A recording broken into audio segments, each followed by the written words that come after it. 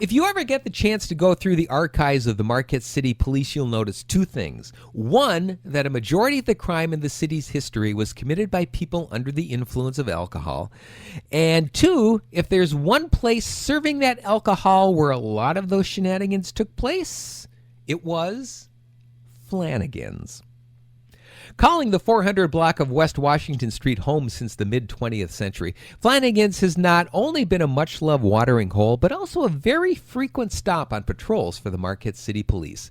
Patrol reports going back to the 1950s show some of the interesting things that went on there, from indigent people trying to sell American flags to the establishment itself staying open way past closing.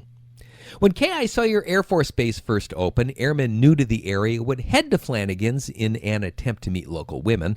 That, of course, did not go over very well with the male population of Marquette. And on Saturday nights, there would often be two lines behind Flanigan's, one of intoxicated airmen, the other of intoxicated locals, just waiting for their chance to trade a few punches just to get their point across. College kids have loved Flanigan's over the decades as well. A report from the late 1950s notes that an underage student was outside of the bar sitting drunk in a car and beeping the horn nonstop.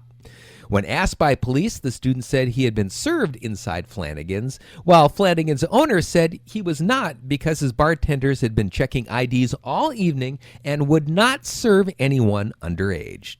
The truth eventually came out when the drunk student showed police the glass from which he was drinking his beer, a glass with Flanigan's name stamped all over it. Now, along with drinking, you could apparently also take care of a few other vices at Flanigan's, at least according to one police report of gambling paraphernalia in the building. And local legend tells the story of a Marquette resident who won $10,000 in one of the Michigan Lottery's first scratch-off games. He went to Flanigan's to celebrate, had a little too much to drink, passed his ticket around to show everyone, and by the time it got back to him, it wasn't his original ticket, something he didn't realize until he sobered up the next morning. Nowadays, Flanigan stands as one of Marquette's legacy bars, having traded most of those incidents for karaoke, live music, and a lot of camaraderie.